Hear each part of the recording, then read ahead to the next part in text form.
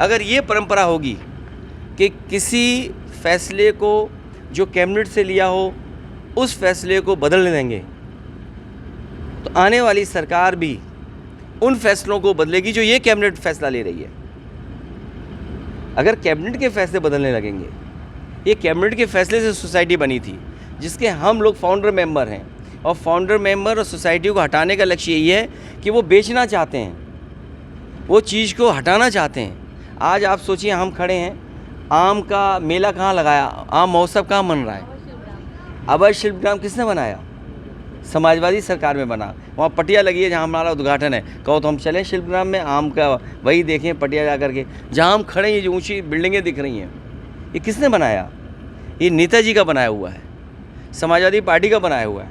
3000 एकड़ का लाइसेंस नेताजी ने दिया था और 3000 एकड़ का लाइसेंस समाजवादी पार्टी पिछली सरकार में मिला। ये जो इंफ्रास्ट्रक्चर और अच्छा होना था और सुविधाएं मिलनी थी, इन्होंने इतना दबाव बनाया अपने लोगों को खुश करने के लिए, इतना भ्रष्टाचार किया कि हर चीज़ महंगी हो गई है। सोचो, जो सस्ता मकान मिलना था वो महंगा हो गया, जो सुविधाएं गांव में जो बसे हुए बीच में जो मिलनी थी वो नहीं मिल पा रही है। तो इन्होंने भ्रष्टाचार बढ़ाया, महंगाई बढ़ाई, बेरोजगारी बढ़ाई, अस्पतालों की दुर्दशा कर दी इन्होंने। इसीलिए संगठन बदलने से कुछ नहीं होने वाला है। जो दिन रात सपने देख रहे हैं मुख्यमंत्री बनने का, कोई दवा ऐसी लाएं अस्पताल से, किसी डॉक्टर से लें कोई दवा कि वो जल्दी बन जाए मुख्यमंत्री, हम तो ये कहना चाहेंगे। सर, कांवड़ रोड पे नया फूड सेफ्टी ऐप जो है वो लॉन्च करके बारकोड लगाया जा रहा है, इसको कैसे देख रहे हो? और नाम और लाइसेंस लगाना अनिवार्य सी QR code, bar code, technology का इस्तेमाल करना, ऐप को इस्तेमाल करना, AI का इस्तेमाल करना, CCTV का इस्तेमाल करना। हाँ, ये बात कह दूँ, बीजेपी के लोग CCTV से बहुत घबराते हैं, हर बार उनकी चोरी पकड़ी जाती है।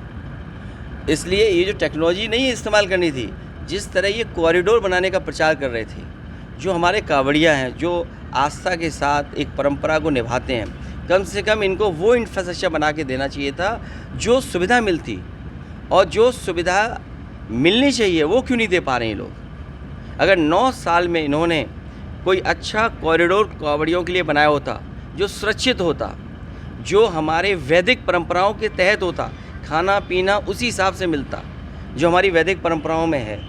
अगर ये वैदिक परंपराओं से जुड़ा हुआ हमारा अगर आयोजन है या आस्था का एक परिक्रमा या हम उसको यात्रा पे निकलते हैं, तो इनकी जिम्मेदारी थी कि वैदिक परंपराओं को मानते हुए कोई ऐसा कॉरिडोर बनाते जिसमें कांवड़ियों को आराम करने का, उनके खाने पीने का, उनके स्वास्थ्य को लेकर के चिंता करते। अब तो इन्होंने कॉरिडोर बनाया नहीं, इसीलिए QR कोड, ऐप, ये नाटक कर रहे हैं। नाटक इसलिए कर रहे हैं क्योंकि अपनी नाकामी छिपाना चाहते हैं। हम तो इनसे कहेंगे कि कमिश्नर DM SP को लगाएं सेवा के लिए, खाना वाना की व्यवस्था के लिए, और CO और SDM को लगाएं उनके पैर दबाने के लिए, तो शायद उससे बड़ा आराम मिलेगा उन्हें।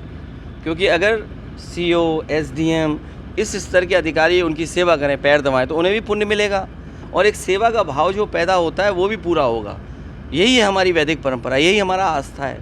तो मैं उम्मीद करता हूँ कि मुख्यमंत्री जी QR कोड तो बना ही रहे हैं, इसके साथ साथ ये भी एक जियो जारी कर दें कि DM SP खाना स्वास्थ्य सेवाएं देखेंगे और CO और SDM उनके पैर में दबा के सेवा करेंगे। सरकार में कैबिनेट मंत्री हैं आशीष पटेल, वो सरकार पे ही अपने आरोप लगा रहे हैं और कह रहे हैं कि सूचना विभाग से ये हमारे खिलाफ ये सूचनाएं दी जा रही हैं और षड्यंत्र रचा जा रहा है मेरे खिलाफ। हालांकि 1700 करोड़ कम बताया उन्होंने। मैंने पूरा उनका ट्वीट नहीं पढ़ा है, मुझे जानकारी नहीं है, लेकिन मुझे ये जानकारी हुई है कि 1700 करोड़ का बताया उन्होंने कि जो पत्रकार साथी हैं हमारे, इनको 1700 करोड़ रुपए का भुगतान हुआ है। अब मुझे नहीं पता News 24 को कितना बजट मिला होगा, ANI को कितना बजट मिला होगा, भारत समाचार को कितना बजट मिला होगा, लेकिन सुना ये है कि 1700 करोड़ से ज़्यादा पैसा आप लोगों पे खर्च हुआ है। सोचिए 1700 करोड़ रुपए। तो वो आशीष पटेल जी जो कुछ कह रहे होंगे, क्योंकि कैबिनेट में बैठते हैं, सरकार में हैं, तो कुछ तो सच्चाई बता रहे होंगे। पद छोड़ने की बात भी कही है? नहीं, वो उनका व्यक्तिगत हो सकता है, लेकिन जो वो जानकारी दे रहे हैं उसमें कुछ सच्चाई हमें लगती है। सर, महाराष्ट्र में हिंदी भाषा विवाद जो चल रहा है, नहीं बोलना, बस इतना बोलना है कि OCM और DCM का मामला ठीक नहीं है, इसीलिए दूसरी बातें हो रही हैं। सर, बिहार में वोटर लिस्ट को लेकर के तमाम जो है कयास लगाए जा रहे हैं, बताया जा रहा है कि जो वोटर लिस्ट में गड़बड़ी के चलते तमाम ऐसे मतदाता हैं जिनका नाम कट जाएगा, तो क्या चुनाव आयोग जो है विपक्ष की नहीं सुन रहा है? इलेक्शन कमीशन को बीजेपी के इशारे पे काम नहीं करना चाहिए और जो वहाँ की पॉलिटिकल पार्टीज़ जो आशंका जो सोचती हैं कि उनका वोटर के साथ भेदभाव होगा, इस समय जब बाढ़ होगी और अचानक चुनाव सामने आ गया, कौन अपना बर्थ सर्टिफिकेट ढूंढेगा? आप 20-25 दिन के अंदर 8 करोड़ वोटरों को आप नई वोटर लिस्ट बना रहे हैं। आप कल्पना करिए कि 1 महीने के अंदर 8 करोड़ वोटर्स को नई वोटर लिस्ट बनाना कितनी बड़ी एक्सरसाइज है। ये एक्सरसाइज 1 साल पहले क्यों नहीं की गई, 6 महीना पहले क्यों नहीं की गई, आज ही क्यों की जा रही जब चुनाव बिल्कुल सामने है? तो इसमें कहीं ना कहीं सोची समझी रणनीति है। भारतीय जनता पार्टी के इशारे पे इलेक्शन कमीशन ने ये फैसला लिया है। धन्यवाद। Thank you. भैया का वीडियो बना लो।